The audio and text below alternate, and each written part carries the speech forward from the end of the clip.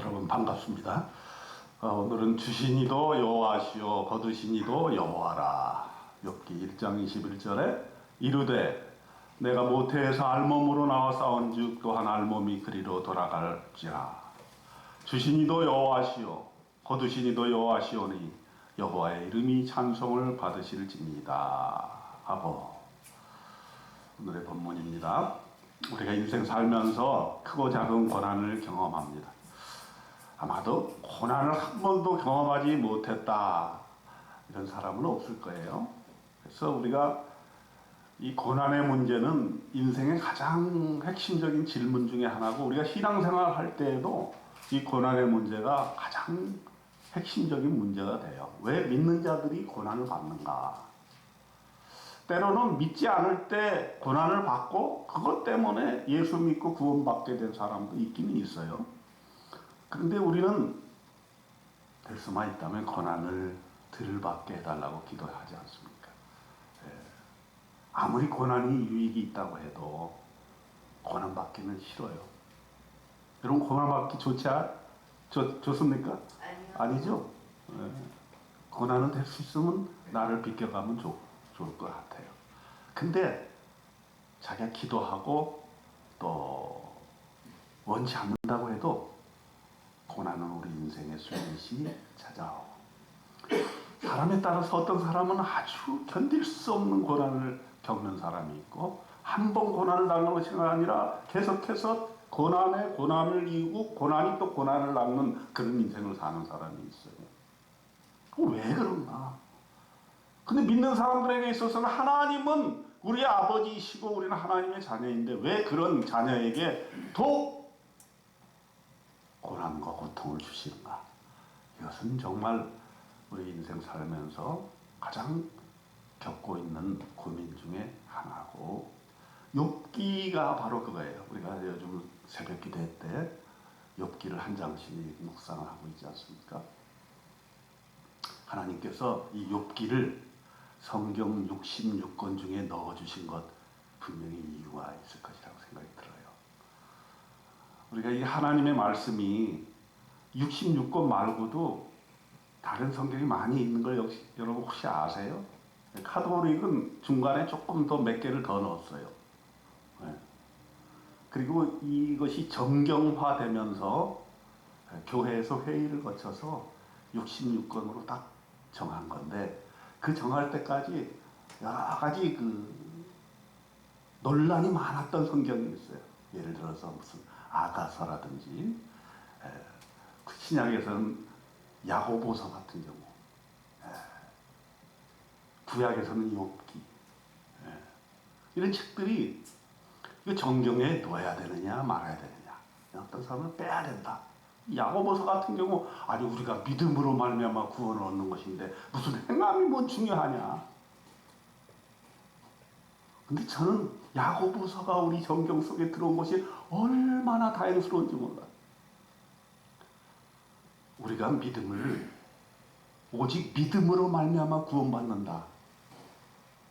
그런데 우리 인간은 간사해가지고 믿음으로 구원받으면 되지 행위는 뭔 필요가 있나, 이렇게 결과가 될 수가 있단 말이에요. 그래서 교회가 욕을 먹는 거야. 반면에 가톨릭이나 불교는요, 업적이라는 게 있어요. 내가 선한 행위를 쌓아야만 구원을 받는다.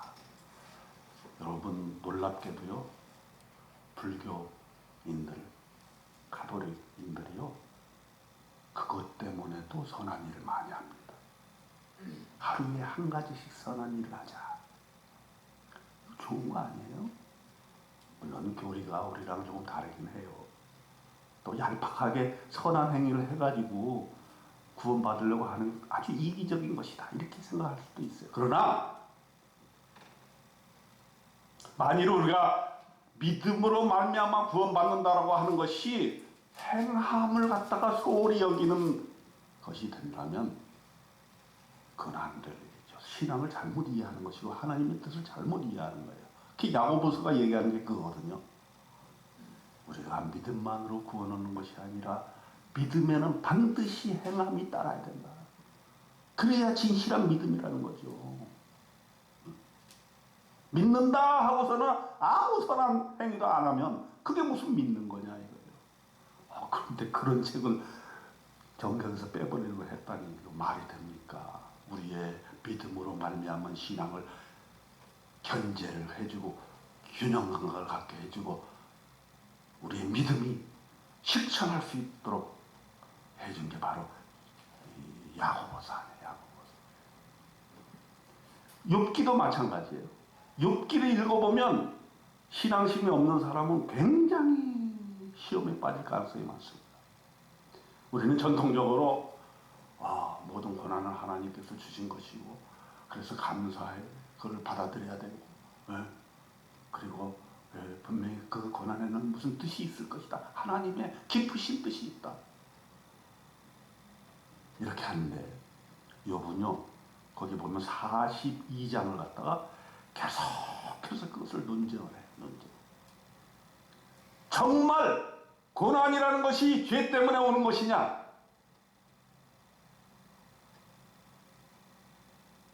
제가 새벽 기도회 때도 얘기를 했습니다만 고속도로 타고 가다 보면은 우리 교회랑 비슷한 이름을 가진 교회가 있죠. 그 교회 플래카드를 크게 붙여놨더라고요.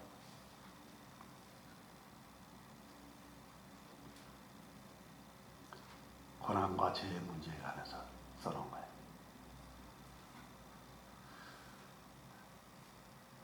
정확하게 워딩은 제가 기억하지 못하지만 고난은 죄로부터 온다는 거예요. 당신이 당하는 고난은 당신의 죄보다 크지 않다. 이렇게 표현을 했더라고요. 그래서 그 목사님 참 욥기를 물론 해석을 했겠지만 너무 지나치다. 참 우리가 가지고 있는 신앙과 신학, 심지어 목회자라 할지라도 너무 그 어떤 강력한 믿음 때문에 다른 사람에게 상처를 주는 일이 얼마나 많은지 말이에요. 그 욥은 바로 욥기에서는 그 문제를 다루고 있거든요. 욥은 당대에 너무나 의로운 사람, 이건 하나님이 인정한 거예요. 하나님 뭐라 그랬냐면 내가 봤는데 욥과 같은 인물이 이 세상에 없다. 욥과 같은 인물이 없다. 그처럼 하나님 앞에 온전한 사람이 없다. 하나님이 인정을 받은 거예요. 그래서 하나님이 그래서 그런지 몰라도 엄청난 복을 내렸어요. 자, 아이들도 자녀들 한 10명 낳았어요. 우리 이강서 목사님이 항상 주장하시는 10명. 예? 12명 낳았어요? 알겠습니다. 10명인데 아들이 7명이요, 딸이 3명이야. 애지중지 잘 키웠어. 그래서 얼마나 자녀 교육을 잘했는지 파티를 하다가도 얘네들이 혹시 무슨 죄를 지었을까봐 그 다음날 한 사람 한 사람 이름을 놓고 기도하고 예배를 드렸다. 제사를 드렸다. 혹시 우리 자녀들이 죄를 하나님 앞에서 죄를 범했을까봐. 우리 성도님들 가운데서도 꼭 자녀 이름 써가지고 궁금하시는 분이 있어요. 참 대단하시더라고요. 누구나 이 세상의 부모들은 다 자녀를 위해서 그렇게 애를 쓰는 거예요. 기도를 한 거예요. 네? 그래서 그렇게 자녀의 복도 잘 받았어. 자녀들도 잘 컸어. 그리고 소와 양과 그 재산이 어마어마하고요. 지 배만 불린 것도 아니야. 자기가 가지고 있는 재산 가지고 다른 사람 이웃을 돕고 이웃들도 그 사람을 존경했어요. 되게 부자들을 존경하지 않잖아요. 특히 우리나라 사람들이 그거 심합니다. 부자들을요 존경하지 않아요. 왜냐하면 그 부자가 된 거는 분명히 어떤 사사로운 이유가 있을 것이다. 우리는 뉴스에서 항상 보잖아요. 네? 정권을 잡고 파워, 권력을 갖게 되면은 모든 정보가 거기에 있게 되니까 난 그런 사람 봤어요. 어떤 사람이 결혼을 시키는데 그 결혼을 대상으로 하는 사람이 국가 정보 중에서 국토 정보를 다루는, 그래서 어디가 개발된다 하는 것을 제일 먼저 하는 사람이에요. 그런 사람을 딱 집어가지고 결혼시키는 사람 봤어요. 요즘 결혼이라는 게 그렇잖아요. 뭘 보고 결혼해요? 돈을, 그 사람의 돈, 집안의 돈, 그 사람의 지위, 이런 걸 보잖아요.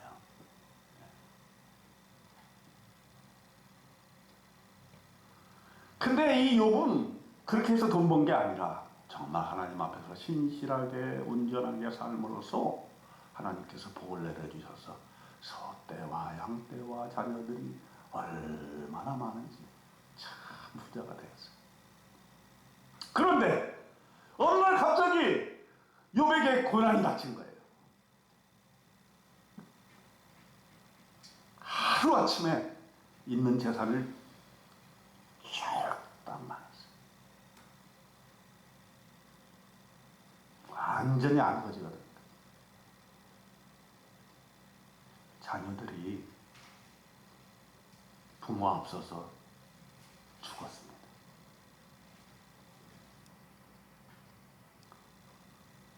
그러니까 욥은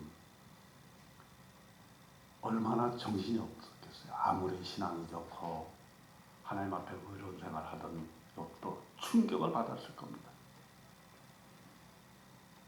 근데 한 가지 다행인 것은 그가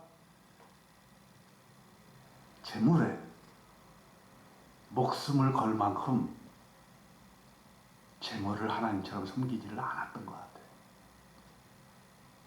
또 자녀를 사랑하되 자녀를 하나님보다 더 사랑하지는 않았던 것 같아요. 그래서 그는 그 슬픔을 죄를 뒤집어 쓰고 옷을 찢으면서 하나님 앞에 무릎을 꿇고 예배하였다. 그러면서 오늘 한 이야기가 바로 이 이야기입니다. 내가 모태에서 알몸으로 나왔은즉 또한 알몸이 그리로 돌아가 올지라. 주시니도 여호와시오 거두니시도 여호와시오니 여호와의 이름이 찬송을 받을지니라. 여러분 고난을 당할 때 이렇게 고백할 수 있겠어요? 저는 못할 것 같아요. 내가 가지고 있는 모든 소유물들을 다 빼앗겼어. 그런데도 하나님 당신께서 주신 거니까 가져가시는 것도 당신입니다. 그러니 당신 찬양 받으시옵소서. 이렇게 얘기할 수 있겠는가.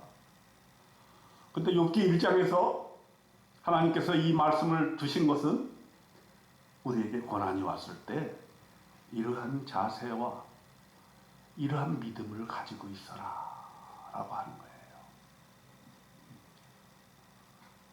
우리에게 그런 믿음이 있기를 주님 축원드립니다. 주신 이도 여호와시오 거두신 이도 여호와시오니 여호와의 이름이 찬송받으실지어다. 이렇게 얘기할 수 있는 참으로 귀한 믿음이 있으시기를 바랍니다. 사실 우리가 이 자본주의 하에 살면서 재물에 대해서 가지고 있는 그 우상이라고 하는 우상심, 이것은요 생각외로 강력합니다. 여러분 우리 그렇잖아요. 뭐 인정해야 됩니다.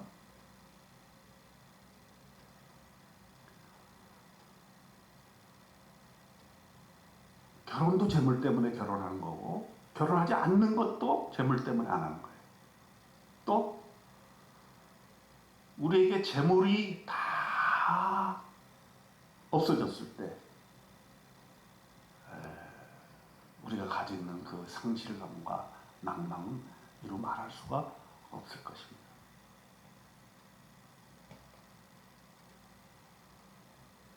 그렇기 때문에 우리는 이 재물에 대해서 재물로 인한 고난이 오게 되는 것에 대해서 우리가 한번 믿음으로 점검을 해봐야 돼요. 내가 가지고 있는 모든 소유물들이 다 없어지더라도 내가 나의 믿음을 지킬 수 있느냐? 내가 하나님을 찬양할 수 있느냐? 계속. 어떤 의미에서 보면 재물이 없어졌을 때 하나님께서 그것을 나에게 시험하시는 것이라 이렇게 해석할 수도 있을지 몰라요.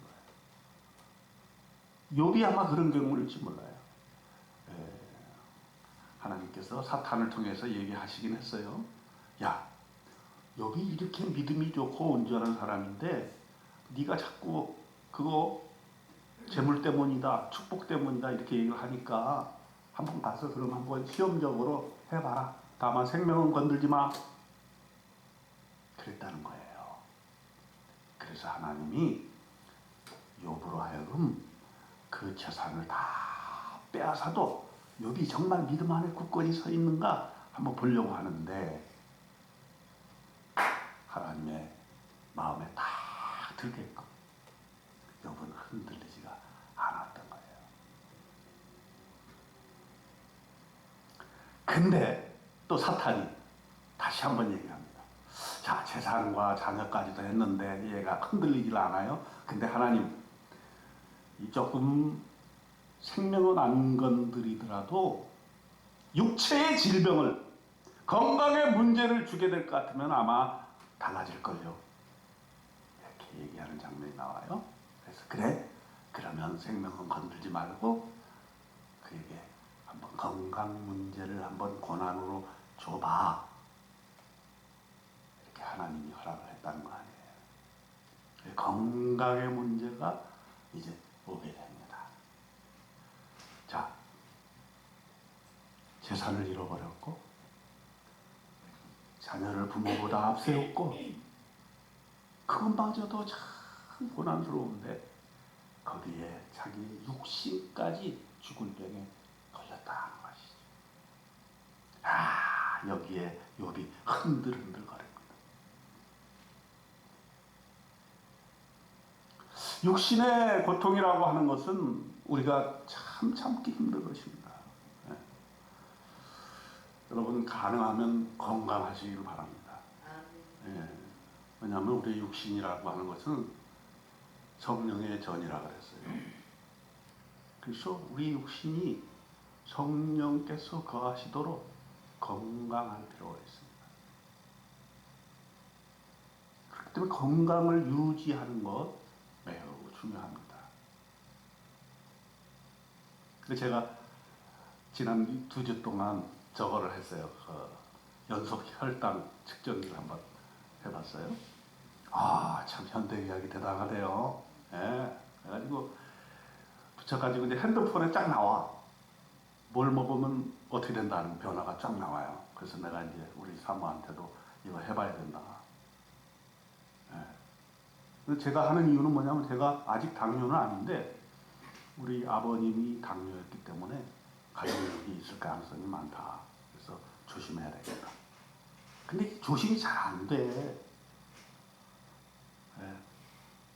정신 들 때는 좀 조심했다가 뭐 외식하고 회의 끝나고 뭐 목사님들 가서 먹고 뭐 이러면 뭐 그냥 혈당이 팍 올라가는데 제가 그걸 한번 유심히 봤거든요. 제가 이제 주로 일찍 자고 보통 2, 3시면은 일어나요. 그래가지고 이제 뭐 설교 준비하고 그리고 우선 출출하잖아요. 그때 되면. 그래서 되게 먹는 게 이제 스프를 먹거든요. 컵 스프 타가지고 이렇게 먹는데 컵 스프를 타가지고 탁 먹으니까 혈당이 팍 올라가요. 이걸 혈당 스파이크라고 해요. 그래도 또 쫙 내려가. 그 다음에 이제 새벽 예배 끝난 다음에 또 출출하잖아요. 그러면 이제 땅콩차를 한 잔 딱 먹어. 그러면 또 혈당이 쫙 올라갑니다.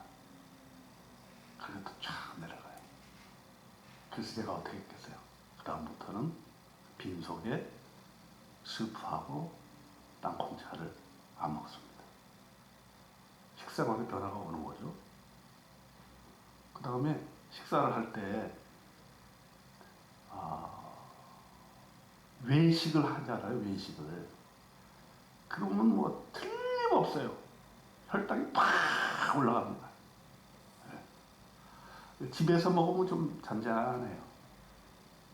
그리고 야채를 먼저 먹고 그다음에 단백질, 뭐 달걀 같은 거 단백질 먹으면 잔잔해요. 네. 그리고 쌀밥을 먹으면 싹 올라갑니다. 근데 이제 잡곡밥을 좀 먹으면 괜찮아요. 그러니까 그걸 이렇게 보면은 야, 과학적으로 내가 먹는 이 음식이 나에게 어떠한 영향을 미친다는 것을 분명하게 알게 되는 거죠. 그러니까 식생활의 변화가 오게 되더라고요. 어쩔 수 없이. 처럼 우리는 건강을 잘 유지를 해야 됩니다. 사실 젊은 사람들은 아직은 그런 걸 먹고 아무거나 다 먹잖아요. 그냥 예, 정크푸드, 햄버거, 치킨, 피자 막 그냥 먹어도 되잖아요. 콜라, 사이다 먹고 술, 담배 막 먹고 그러면 언젠가는 그게 때가 되면 건강에 강력한 위험 요인으로 작용을 하게 된다는 것을 아무리 얘기해도 젊은 사람들은 먹히지 않는 거죠. 그럼 어쨌든 건강은 참으로 중요한 것이다. 근데 이 요백에 건강이 강력하게 시험이 온 거야. 고난이 온 거예요. 정수리부터 발끝까지 종기가 나가지고 얼마나 가렵고 참을 수 없는지 그냥 벽돌 가지고서 득득 긁었다는 거야. 그게 얼마나 심하게 알았던지 무덤이 가까이 딱 자꾸 느끼는 거예요. 아, 이제 내가 죽을 병에 걸렸구나. 자, 그렇게 되다 보니까 자기도 괴로울 뿐만 아니라 어떻게 됐다 그랬어요? 제일 가까이에 있던 아내가 변심을 합니다. 그의 아내가 그에게 이르되 당신이 그래도 자기의 온전함을 곧게 지키느냐? 하나님을 욕하고 죽으라. 욕하고 죽으라. 이 말은 뭐냐면 우리의 고난 중에 자기의 고통을 견디어 나가는 것도 힘들지만은 그 고난, 고통, 병 가운데서 가까운 사람들이 떠나가는 그런 낯설음을 느끼게 된다는 거예요.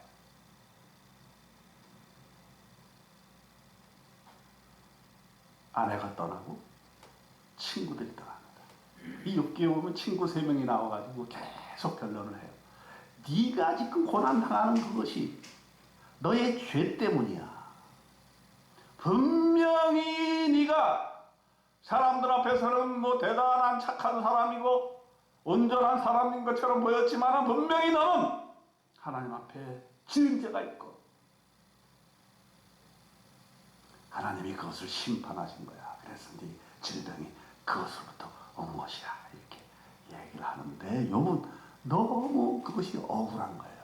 억울하고 한탄스러운 거예요. 그래서 제발 나 좀 가만 놔둬라.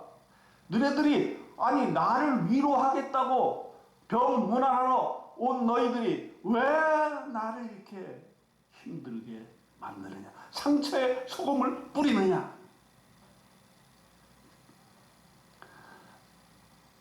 여러분 우리가 고난당하는 사람 특히 병든자 위로한다고 하면서 위로는커녕 상처에 소금을 뿌리는 일들이 많다 하는 것을 욥을 통해서 우리는 알게 됩니다. 그래서 우리는 고난당하는 사람을 위해서 위로할 때 조심해야 돼요. 말을 함부로 해서는 안 됩니다. 위로한답시고 말, 신앙의 말 하는 것조차도 우리는 조심을 해야 된다. 욥의 친구들이 옳은 말을 해요. 정말 이 세상에 가장 변할 수 없는 진리들 얘기를 합니다. 그러나 그것이 욥에게 있어서는 결코 위로가 되지 못하고 결코 상처를 낫게 해주는 효험을 발휘하지 못한다는 게 문제인 것이죠.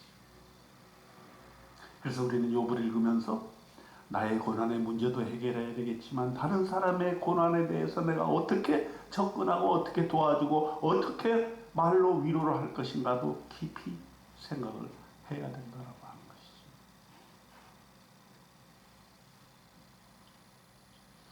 우리 신청 포럼이 며칠 전에 있었는데 우리 이강수 목사님과 같이 들었어요.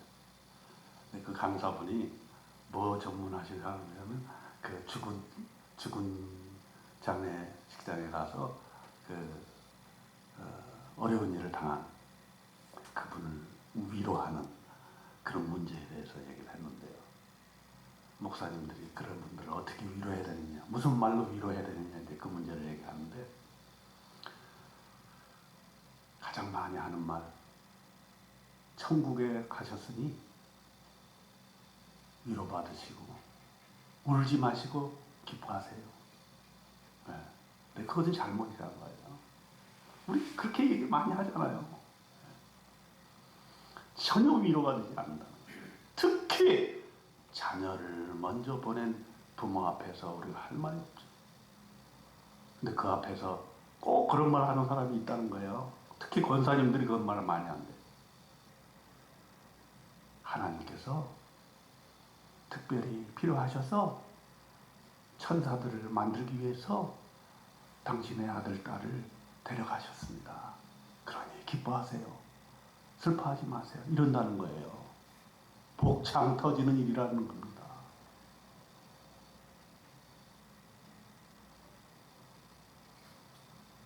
위로한다고 하는 말이 또 우리의 신앙이 결코 위로가 되지 않으라고 오히려 상처에 소금을 뿌려서 아프게 더 만들 수 있다고 하는 것이죠. 그래서 그분의 제안은 뭐냐면 할 말이 없으면 무엇라고 드릴 말씀이 없습니다. 이렇게 얘기하는 게 좋대. 한번 따라해 봅시다. 무엇라고 드릴 말씀이 없습니다. 드릴 말씀이 없습니다. 네, 괜찮지 않아요? 그렇죠? 네. 그리고 안을 수 있는 사람은 꼭 안아주고 그럴 관계 괜히 또 엉뚱하게 안아주면 안 되고 안아주고 같이 눈물 흘려주고 가장 인상에 남는 사람은 아무 말 없이 3일 동안 장례식장에 앉아있는 친구가 가장 기억에 많이 납니다. 아무 말 없이 함께 하는 거죠. 그 고통, 고난을 무슨 말로 표현해서 말로 위로를 할 수가 없으니까 그저 그 시간 같이 고통을 함께 나눠주는 거죠.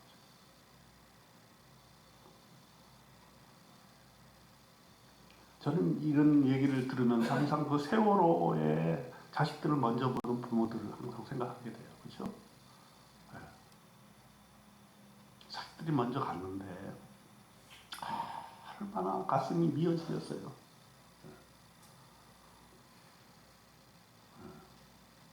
그럼 무슨 말로 위로를 할 수 있겠습니까?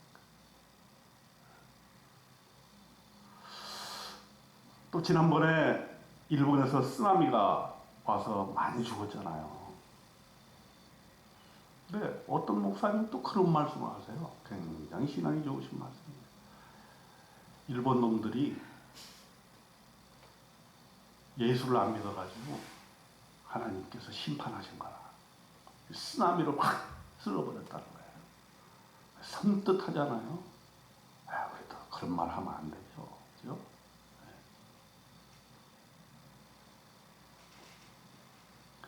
그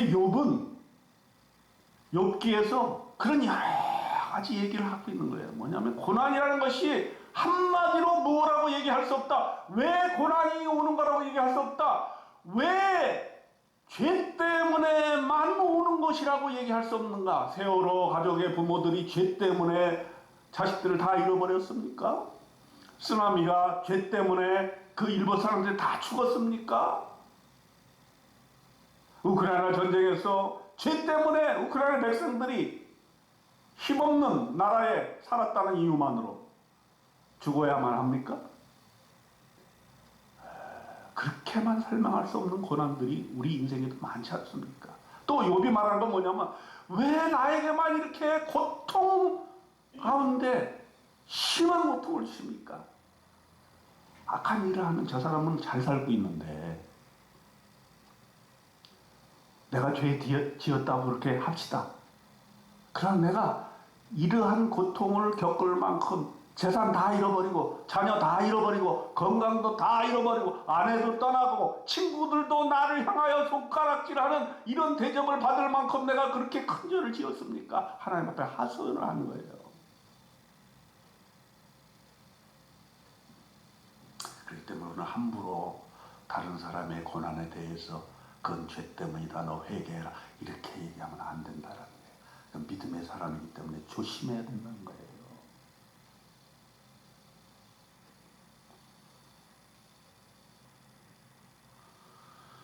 그래서 오늘 하나님의 말씀이 얘기를 하는 겁니다. 이 고난이라고 하는 문제, 이건 너희가 함부로 얘기할 문제는 아니다.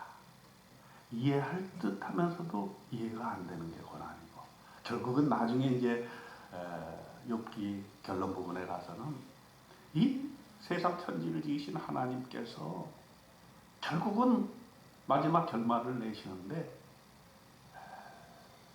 그때 가면 알게 될지도 몰라. 그러나 모든 고난을 다 이해할 수 있는 것은, 이해할 수 있다고 생각하는 것은 인간의 교만이라고 하는 거예요.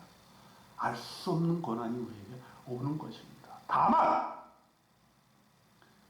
우리가 가지고 있는 믿음은 뭐냐면 이 고난 중에도 내가 하나님을 끝까지 믿고 하나님 부여잡고 있으면 이 고난을 극복해 주실 뿐만 아니라